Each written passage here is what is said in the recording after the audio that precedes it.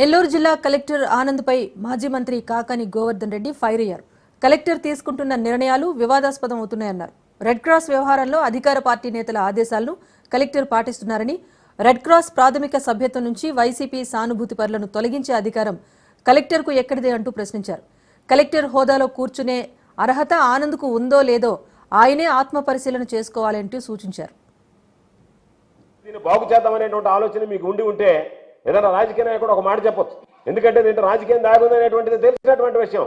స్పష్టంగా గతంలోనే చంద్రశేఖర్ రెడ్డి చెప్పడం జరిగింది.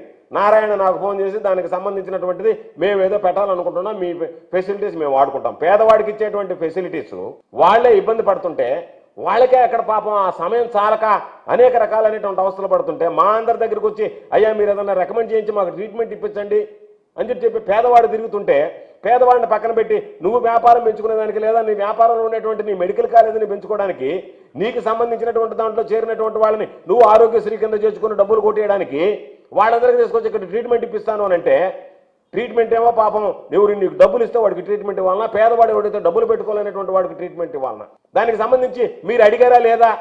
అసలు ఏమి సంబంధం? ఎట్లా అడుగుతారు? ఏ నోటుతో అడుగుతారు? నారాయణ లాంటి వ్యక్తి నారాయణ హాస్పిటల్కి సంబంధించి మాకు రెడ్ క్రాస్తో మీరు టైఅప్ ఇవ్వండి, మేము దాంట్లో వచ్చి మా సేవలు మాకున్నటువంటి మా వాళ్ళకి మీ సేవలు వినియోగించుకుంటామని చెప్పి ఉచితంగా సేవలు అందిస్తున్నటువంటి సంస్థ. ఆరోగ్యశ్రీ కింద నువ్వు వైద్యం అందించి ఆరోగ్యశ్రీ ట్రస్ట్ ద్వారా నువ్వు డబ్బులు తీసుకొని ఆ డబ్బులకు సంబంధించి నేను రెడ్ క్రాస్లో వాడుకుంటాను, పేదలకు ఉపయోగపడేటువంటి దాన్ని, సర్వీస్ సేవాభావంతో వచ్చినటువంటి దాన్ని అని చెప్పి దాన్ని వాడుకోవడానికి నువ్వు ప్రయత్నిస్తే, ఆ వాడుకోవడానికి చంద్రశేఖర్ రెడ్డి అడ్డంకిగా మారితే, చంద్రశేఖర్ రెడ్డిని ఎవరైతే వీళ్ళందరూ తొలగించిన ఇష్టారాజ్యంగా వ్యవహరించాలంటే దానికి జిల్లా కలెక్టర్ గారు వంతపాడితే ఇంతకన్నా దౌర్భాగ్యమైనటువంటి పరిస్థితులు ఏముంటాయో చెప్పండి జిల్లా.